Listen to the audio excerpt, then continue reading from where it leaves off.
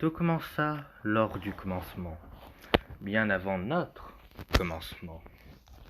Une déesse sous le nom de Luena et déesse de la pureté, avec un dieu des ténèbres, coincé sous une malédiction qui l'oblige à garder une forme de monstre horrible.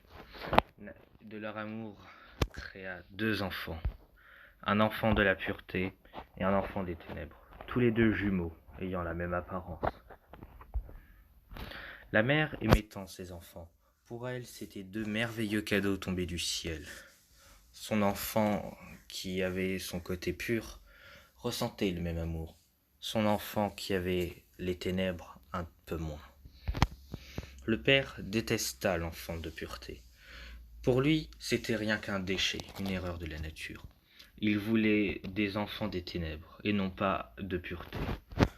Et il s'amusa, comme un pauvre jouet, à martyriser cet enfant, à lui rouer de coups et de blessures, jusqu'à ce qu'il ne soit rien d'autre qu'un pauvre cadavre, tout en le forçant à régénérer ses blessures pour se remettre debout, et ne surtout rien dire à sa propre mère.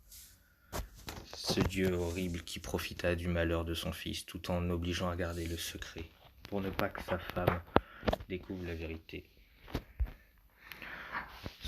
Entre frères, ce n'est pas toujours facile, mais le frère de ce pauvre enfant de pureté a décidé de rejoindre les côtés de son père. Ténèbres et ténèbres contre pureté et pureté. Bien évidemment, le frère détesta aussi l'enfant de pureté, sans aucune raison valable, juste parce qu'il était de la pureté. Les deux faisaient un accord. L'un tabasserait l'enfant de pureté jusqu'à ce qu'il arrive presque plus à se relever, tandis que l'autre cacha tous ses secrets et les faisa tous les deux passer pour des gentilles personnes qui aimaient l'enfant de pureté. La mère, en revanche, elle adorait son enfant.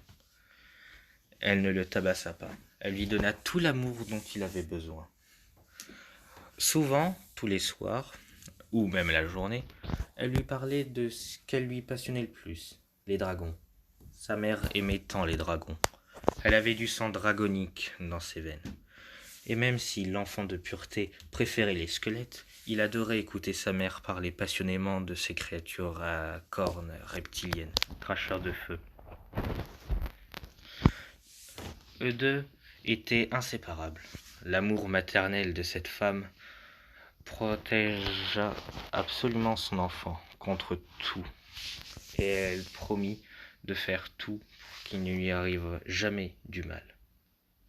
Mais elle ne put pas promettre, elle ne put pas respecter cette promesse. Des années plus tard, l'enfant grandit, et ce fut des amis, soit des créatures divines, soit des enfants ou des demi-dieux de Dieu également.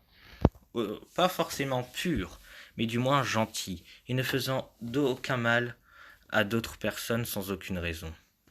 Protecteurs de plusieurs mondes à eux. Tandis que le frère des ténèbres, lui, se moqua de la pureté et de la joie. Lui, il avait réuni aussi des amis à lui, mais tous d'accord pour transformer tous les multimondes en des mondes de feu et de sang, réduisant tout en esclavage ou en poussière et en sang.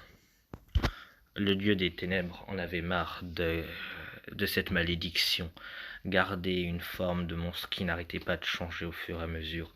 Une corne comme ci, une corne comme cela, un nouveau bras ici, une nouvelle aile par là. Il voulait absolument retrouver sa vraie forme et être débarrassé de cette malédiction. Mais rien n'était possible, sauf une seule chose pouvant lui rendre sa véritable apparence. Il devait se débarrasser de l'un de ses enfants, le tuer et le rayer de la carte. Pas besoin de vous dire qui allait être l'heureux élu, heureux ou malheureux. Il avait décidé que l'enfant de pureté serait mort, mais il ne savait pas comment. Les enfants étaient reliés aux parents. S'il y en a un qui lui arrivait quoi que ce soit, le parent le saurait automatiquement. Alors, pendant des années, il réfléchit à la méthode parfaite pour se débarrasser de l'enfant de pureté. Et une fois débarrassé de cet enfant, il pourrait régner en maître sur la galaxie, la Voie lactée, et toutes les autres galaxies et voies lactées des multimondes, pouvant commencer sa grande marche vers le génocide. Mais il ne dut pas attendre très longtemps, car entre frères, il s'est passé quelque chose d'effroyable. L'enfant des ténèbres, assassina l'enfant de pureté d'un coup de lame au dos. Ceci tomba par terre et se désintégra, tel de la poussière se désintégrant face au vent. La déesse de la pureté l'avait ressenti directement. Elle ne savait pas comment il était mort ou à cause de qui, mais ce qu'elle savait, c'était que l'enfant qu'elle chérissait tant était mort. Et une colère effroyable lui montait en elle, une colère dévastatrice qui dura des années et des années, jusqu'à ce qu'elle n'ait plus de larmes à verser et jusqu'à ce qu'elle n'ait plus de voix pour hurler de douleur et de désespoir. Mais pas la peine de vous dire que le père était heureux. Avec un grand rictus, il put récupérer sa véritable apparence. Il savait très bien que personne ne saurait ou ne dirait comment il a été mort, pouvant enfin commencer à dominer tous les multimondes, commençant à réunir des êtres puissants et démoniaques pour l'aider lors de son terrible voyage vers la conquête des multimondes. Mais il ignora 2 choses qu'il regrettera dans l'avenir.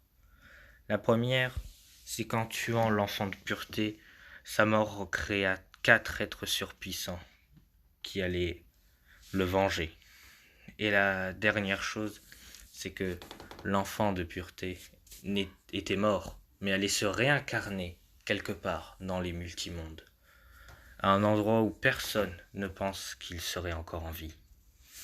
Et un jour, il reviendra et se vengera de tout ce qu'il a dû subir toutes ces années, pour enfin être en paix, lui et sa mère.